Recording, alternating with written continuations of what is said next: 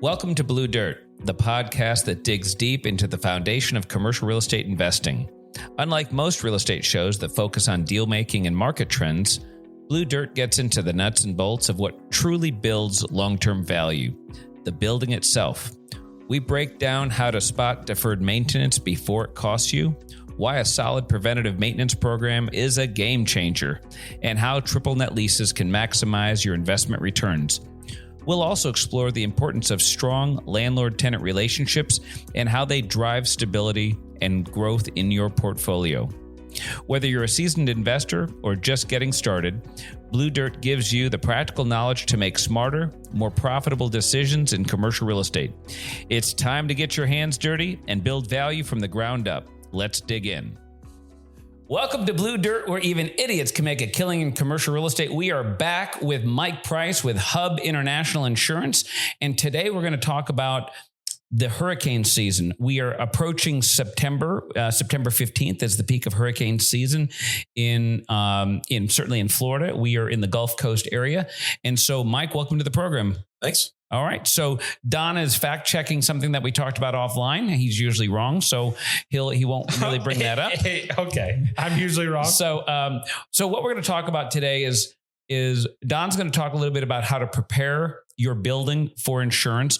Mike is going to talk about the insurance industry, some of the history with hurricanes, and then we're going to also talk a little bit about if you have a property under contract and situations of how to either you better close quick or you better postpone. So let's kind of dive right in. Mike, let's from your vantage point, let's talk about hurricanes in the insurance industry. Yeah, so obviously that's the biggest thing we deal with here in Florida is hurricanes. That's what's going to drive the rate and the premium with all commercial, residential properties, everything across the board. So we've seen some recent hurricanes in the last couple of years down in South Florida. Irene, or I should know these names. We're doing this quick. So Adam was right, by the way. We go. Touche. I was wrong. So that happened a year or two ago, and we didn't quite see the effects of it on premium, mainly because those were more flood disasters. So that was rising water that hit like the Tampa area. So when those flood claims come, that's more of a FEMA issue. That's not affecting the wind and hail rates like we saw when Hurricane Sally came through. Interesting. That affected, roofs ripping off and properties leveling because of the wind. These are more flood related. So that's what drives the risk or the rate here in Florida. So as long as we keep getting quiet hurricane seasons, then we'll try to maintain this market. But we kind of spoke about it. Whenever there is an active storm, and the caveat has got to have a name to it. So if there is a named storm, not just in the Gulf, if it's coming through the Atlantic, the insurance carriers are going to a moratorium. So they will shut down. Now, a named storm, not necessarily a hurricane. Correct. If it's a tropical storm or something even less than that, correct. Once it gets attributed a name, as it comes off the coast of Africa, as an example, the insurance market shuts down. Correct. So what that means for us from an investing standpoint is, let's say you have a property under contract, especially, we're in this peak time right now, depending on when you get to listen to this. We're in mid-August right now. And so we're in hurricane season. Our peak season is a month from today. September 15th is when we see the most activity. But if you have a property under contract and a named storm, I used to think it was a named storm in the Gulf, but Mike just corrected us. And if it's out in the Atlantic and you're ready to close, the insurance company will not write it. So unless you're paying cash and are willing to take that risk of that potential peril, you're not closing. Correct. And that's not even... They'll still keep it closed up until it passes and all the damage has been assessed too, if it's bad enough. So now, when it passes, are we talking about if it wasn't even in your area? So if it's the way it works is when you start seeing that spaghetti model where the storm's going and they don't know where it's going to go in Florida, they shut it down for every county. They do it by county. Okay. So you'll get when it's say Duval County, Escambia County, Miami-Dade has been shut down. Once that storm passes, then they'll send out other emails. This is carrier specific saying Escambia County moratorium has been lifted. So that means you can bind business there. Okay. But if we get a direct hit and it tears up Escambia County, they're not going to lift that until damage can be assessed. Gotcha. Okay. Great information. So in real estate, we always use a term, time kills deals. Well, we've had several situations. I have actually a good friend of mine.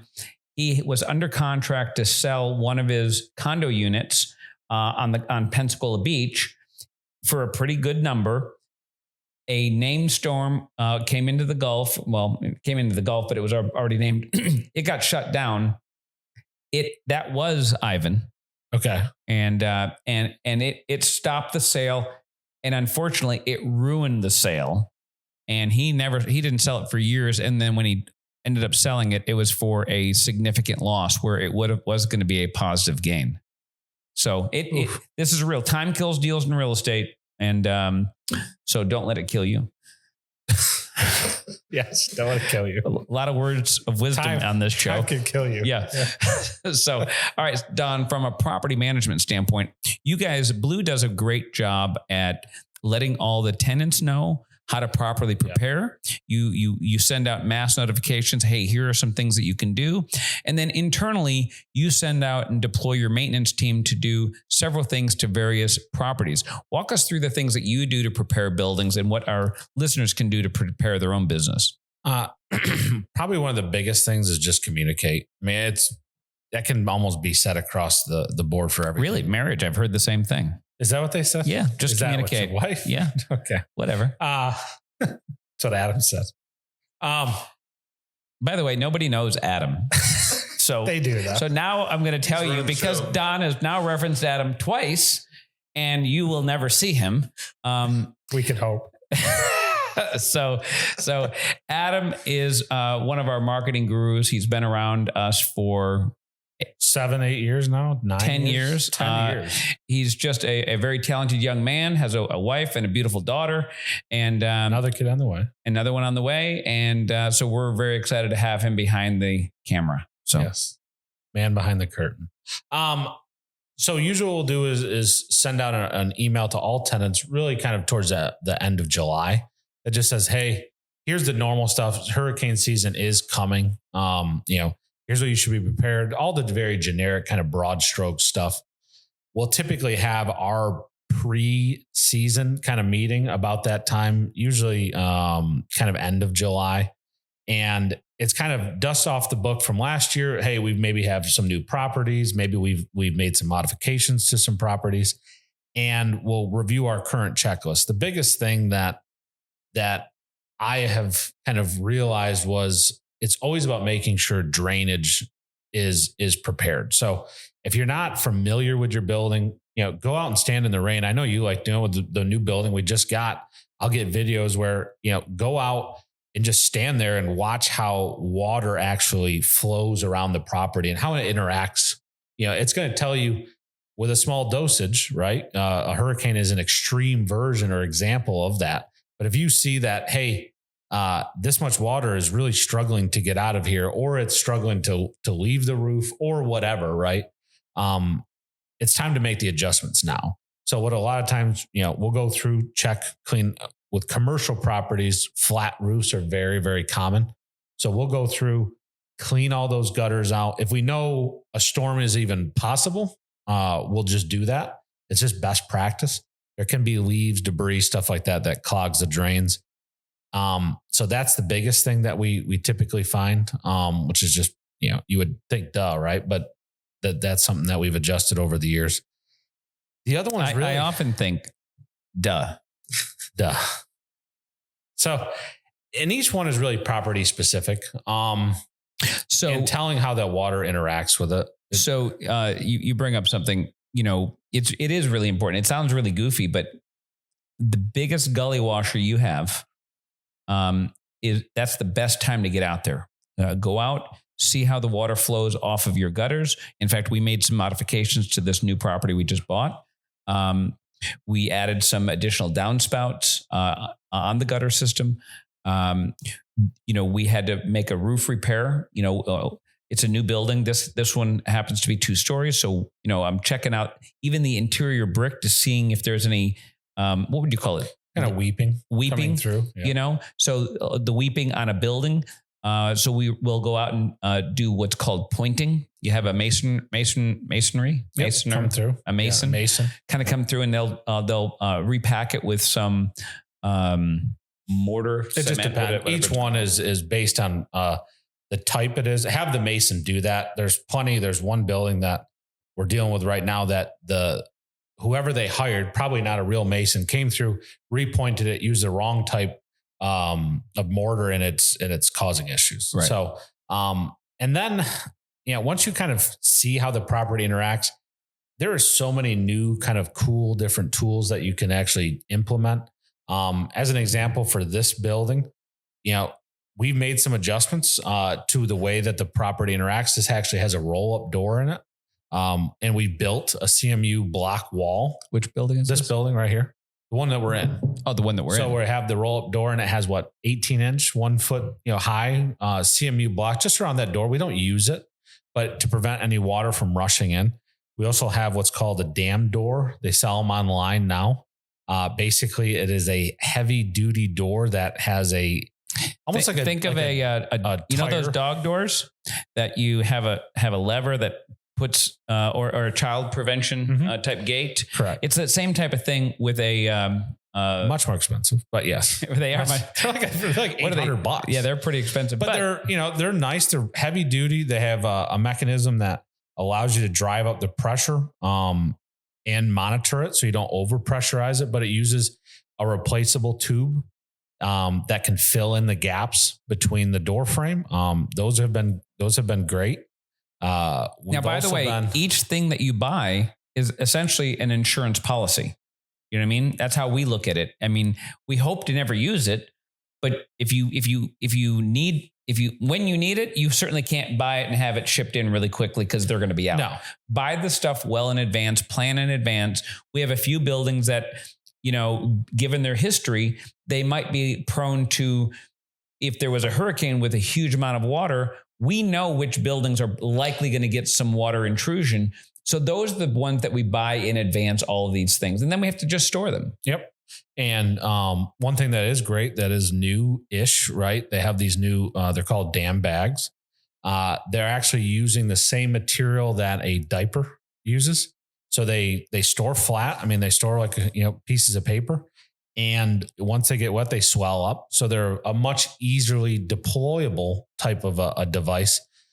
Some of the locations we've identified that we still want to use heavy duty sandbags. So we use those. One thing I'm kind of interested to see, it should be in next week, beginning of next week, is these new devices. If you can almost imagine a big L.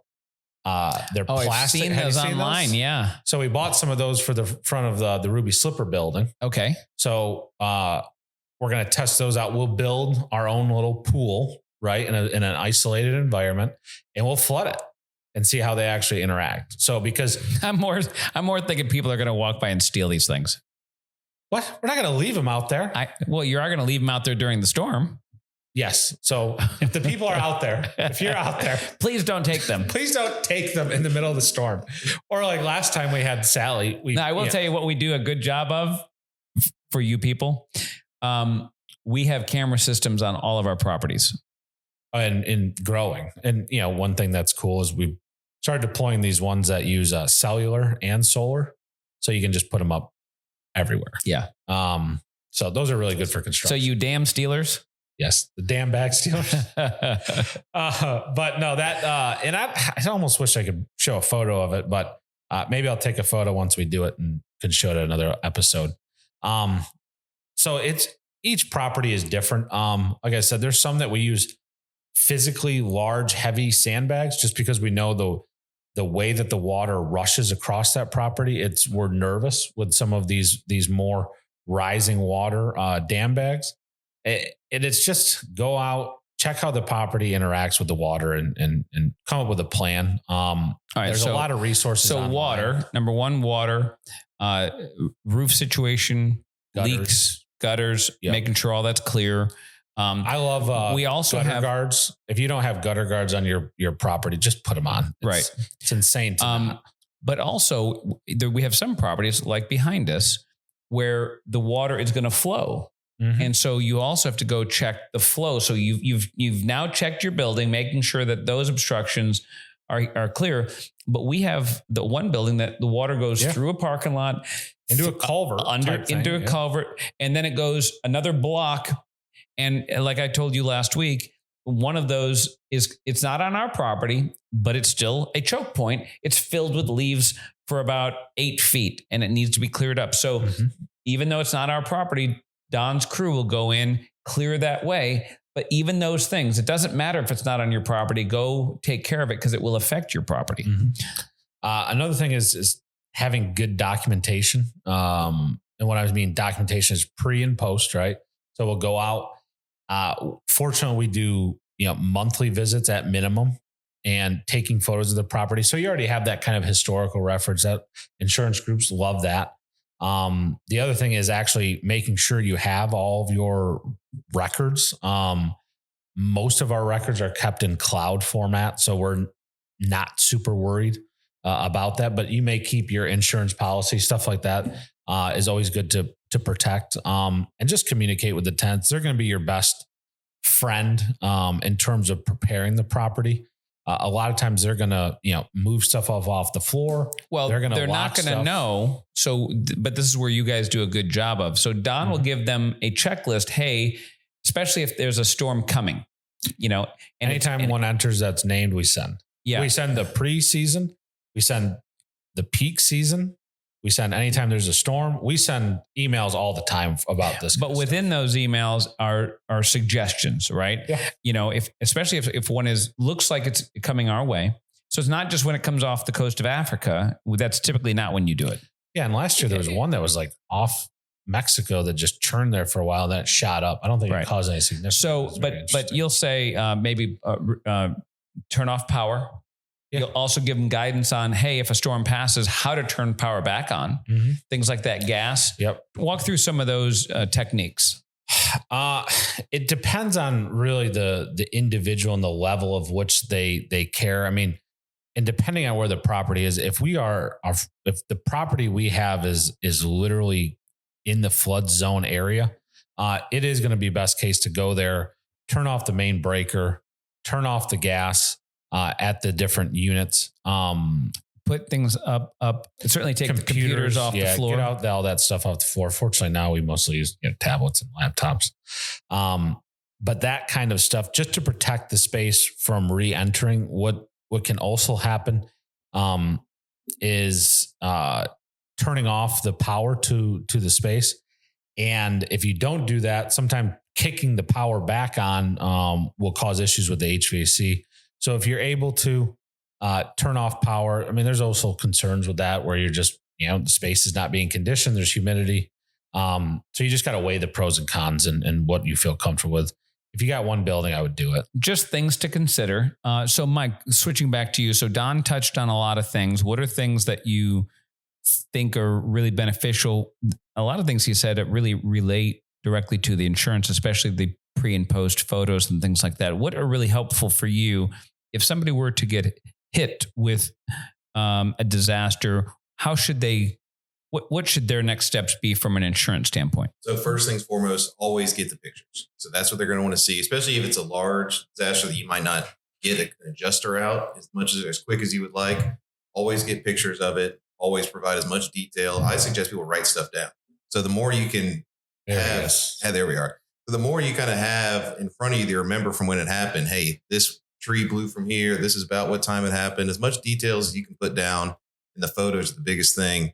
And then get with your agent who can put you in touch with the right people to file the claim as soon as possible. Because in the event of a large one, you could be waiting a while like we talked about with Ivan. So from your experience, let's assume I have a property and I have an issue. Let's just say I have a tree that comes through my roof, punctures it, causes some damage, obviously on the outside, but also the water now damage. So I take these photos, but it's a pretty perilous time. Nobody is getting, the communication can be somewhat limited. Mm-hmm.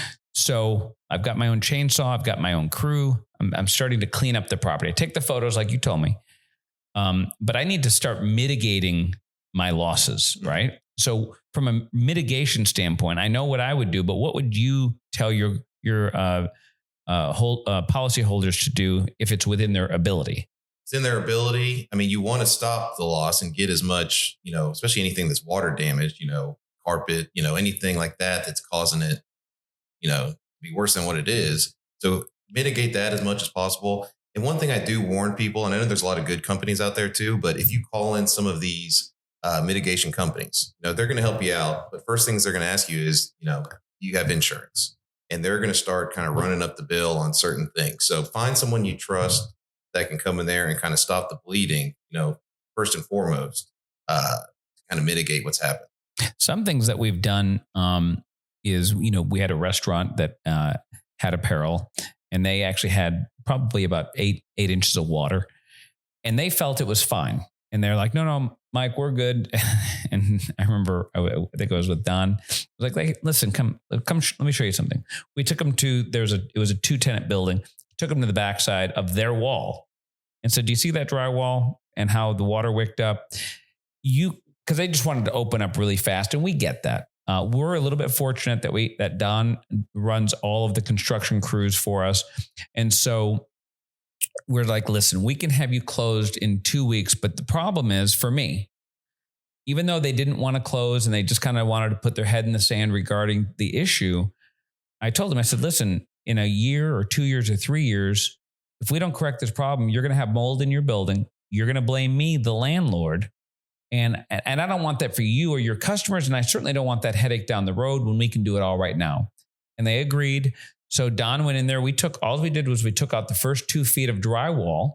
You now got that moisture exposed, so it has time to dry out. He put dehues everywhere. And within 2 weeks, they were back open for business. They actually took an opportunity to do a little bit more of a rehab themselves outside of the insurance issue or outside of the damage because they were closed a couple of weeks. But it's just better to do it right the first time. Don't kick that can down because moisture is very unforgiving. Yeah. And those groups like that, I mean, especially during a large event, they all come to town.